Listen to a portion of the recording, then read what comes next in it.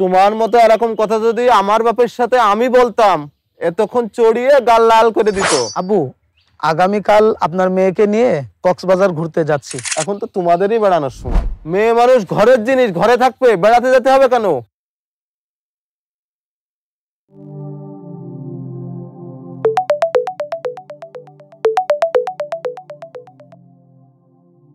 আসসালামু আলাইকুম রহমতুল্লাহ।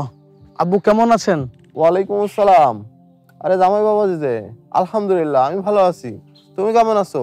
জি আলহামদুলিল্লাহ, আমি ভালো আছি। বাসার সবাই ভালো আছে? হ্যাঁ বাবাজি, সবাই আলহামদুলিল্লাহ খুবই ভালো আছি। খালিদ ভাইয়ের কি অবস্থা আব্বু? আরে ওই অকর্মের কথা তুমি বাদ দাও, তোমার কি অবস্থা তুমি তাই বলো। জি আব্বু, সব মিলে খুবই ভালো আলহামদুলিল্লাহ। আব্বু, একটা সুখবর দেওয়ার জন্য ফোন দিলাম। আরে তাই নাকি? বলো দেখি কি খবর। আব্বু, আগামীকাল আপনার মেয়েকে নিয়ে কক্সবাজার ঘুরতে যাচ্ছি। কি বলো? এত খুব ভালো খবর। যাক বাবাজি, শুনে আমার খুবই ভালো লাগলো। আমার মেয়ের মনের আশাগুলো পূরণ হচ্ছে। তোমাদের জন্য সব সময় দোয়া করি। তাহলে ভালোই ভালোই যাও, এখন তো তোমাদেরই বেড়ানোর সময়। আমাদের কি আর সে বয়স আছে? কি যে বলেন। ঠিক আছে আব্বু, তাহলে আমরা আগামীকাল যাচ্ছি, আপনি আমাদের জন্য দোয়া করবেন। কক্সবাজার থেকে ফিরে এসে আপনাদের সঙ্গে দেখা করবো ইনশাআল্লাহ। আচ্ছা ঠিক আছে বাবাজি, তাহলে আজকে রাখি।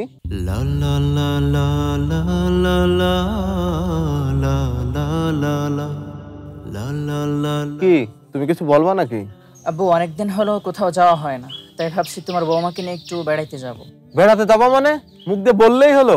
তোমার কি লজ্জা শরম নেই? তুমি বাপের সামনে বলছো বউ নিয়ে বেড়াতে যাবা। আমাদের ফ্যামিলির সাথে এইগুলো যায়। তোমার মতো এরকম কথা যদি আমার বাপের সাথে আমি বলতাম, এতক্ষণ চড়িয়ে গাল লাল করে দিত। মেয়ে মানুষ ঘরের জিনিস, ঘরে থাকবে, বেড়াতে যেতে হবে কেন?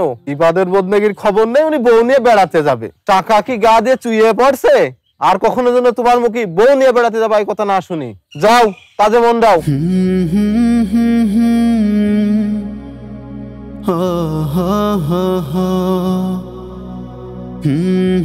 আমাদের সমাজে এমন অনেক মা বাবা আছে যারা সন্তানদের মাঝে বৈষম্য সৃষ্টি করে।